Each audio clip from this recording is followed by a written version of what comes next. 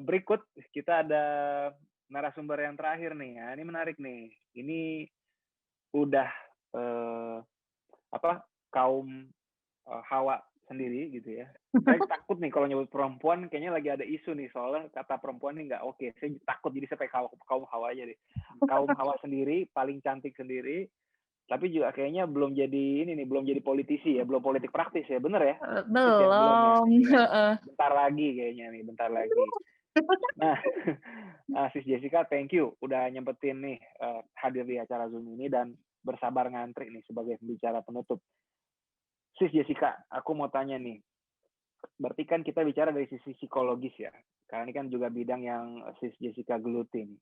Tapi buat yang agak-agak familiar sama Sis Jessica sebenarnya nih sebelum jadi praktisi di bidang psikologi, sebenarnya ada profesi yang lampau juga nih sebagai seorang komedian ya atau komika ya.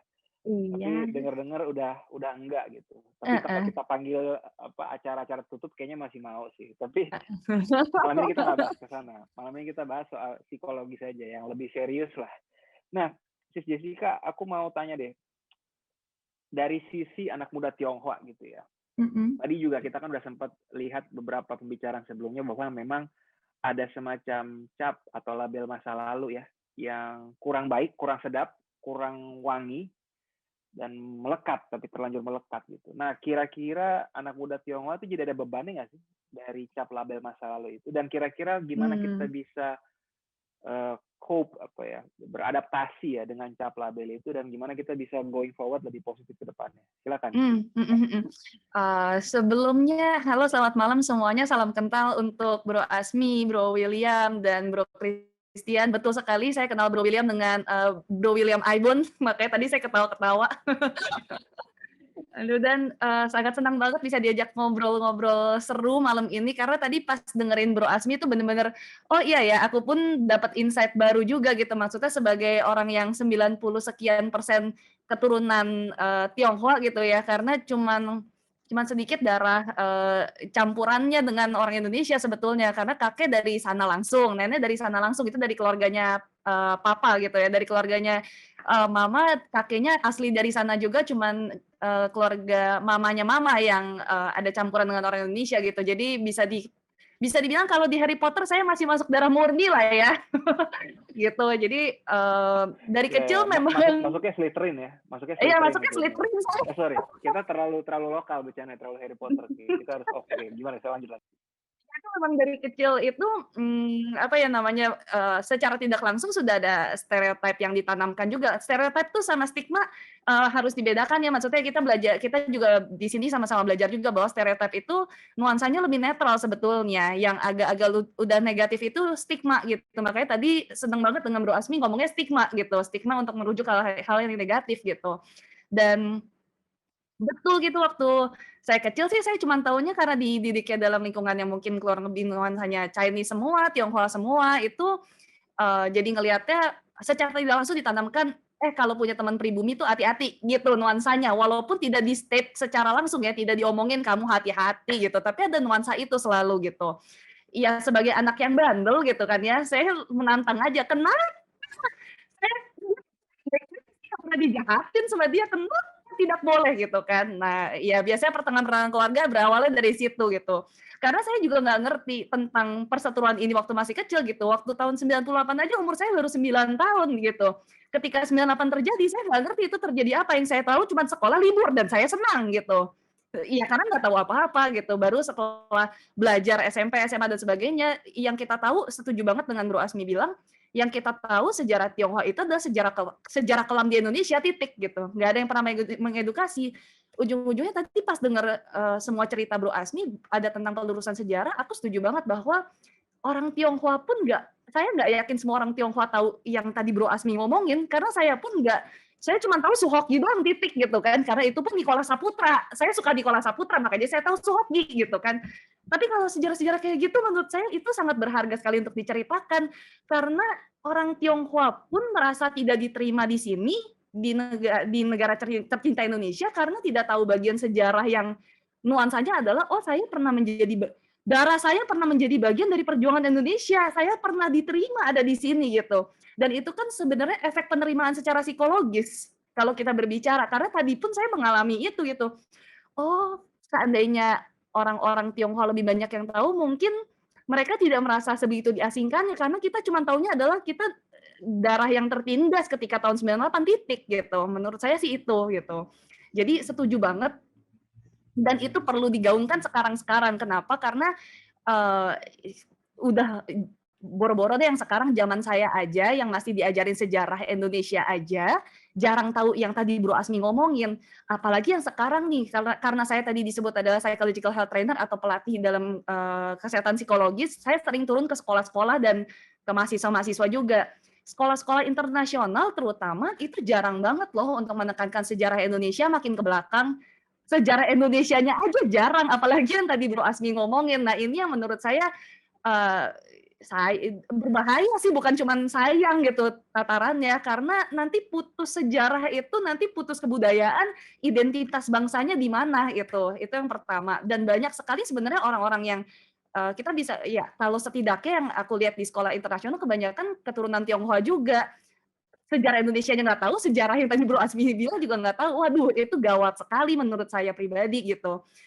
Itu yang pertama. Kemudian kalau dari pengalaman saya pribadi, kalau tadi menjawab omongannya Bro Rian juga, bahwa saya pun mengalami kisah-kisah seperti itu, bahwa tugasnya anak-anak muda nih, kita-kita di sini gitu, justru harus menjadi agen yang nuansanya adalah membawa, ayo bareng-bareng, itu kan nuansa yang sekarang nih, apalagi dengan pandemi kan nuansa we're in this together-nya lagi hangat nih ceritanya gitu. Justru jangan-jangan ini adalah kesempatan yang baik sekali menurutku gitu. Sebelum pandemi pun, sebelum masalah pilgub yang akhirnya identitas ini dipolitisir gitu, saya pernah mengalami beberapa hal, kayak misalkan saya lagi pelatihan turun ke Dumai waktu itu, daerah Riau waktu itu ceritanya. Saya megang satu kelompok, isinya cowok kebanyakan, saya doang kaum hawa gitu ya di satu kelompok itu, juga gitu mengalami. Jadi diam, nggak berani menjawab, nuansanya ada penolakan, sampai di hari terakhir pun seperti itu, dan setelah hari terakhir baru saya dekat sama satu orang gitu di sana. Dekatnya dekat sama temen ya, di sini bukan dekatnya romantis ya gitu maksudnya. Baru kita korek-korek. Saya udah tahu wajarnya Bro Rian soalnya.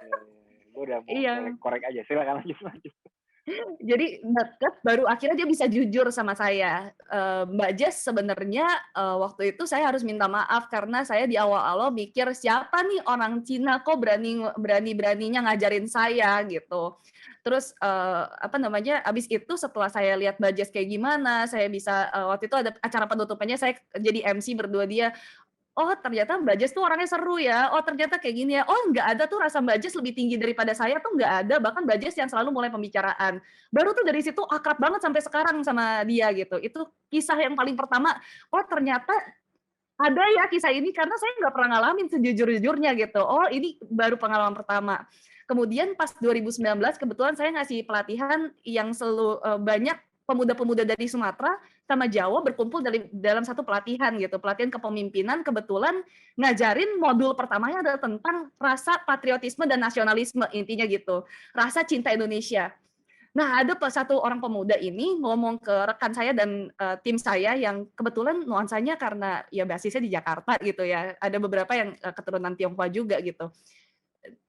Di awal dia ternyata kita nggak ada yang tahu dia punya pemikiran kayak gini, tapi pas di hari terakhir nih pelatihannya 5 hari, di hari kelima dia ngomong ke rekan saya, sebenarnya ya Kak gitu, manggilnya kakak kan, sebenarnya Kak waktu awal-awal tuh saya karena tinggal di keluarga yang memang bilang bahwa ada jarak antara Tionghoa dengan pribumi gitu nuansanya, saya tuh begitu datang saya bilang, siapa ini orang ngajarin tentang nasionalisme ke saya? Siapa nih orang Tionghoa berani ngajarin nasionalisme ke saya gitu.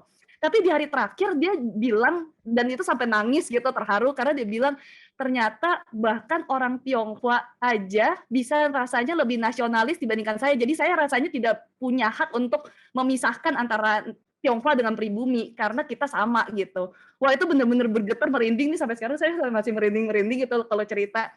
Karena ya mungkin memang yang harus dilakukan adalah pertemuan di banyak sekali wadah-wadah yang nuansanya multikultur gitu. Di training itu, bahkan di pelatihan itu kita bisa sama-sama duduk ngangkat kaki karena ada satu orang yang kangen sama kampungnya gitu.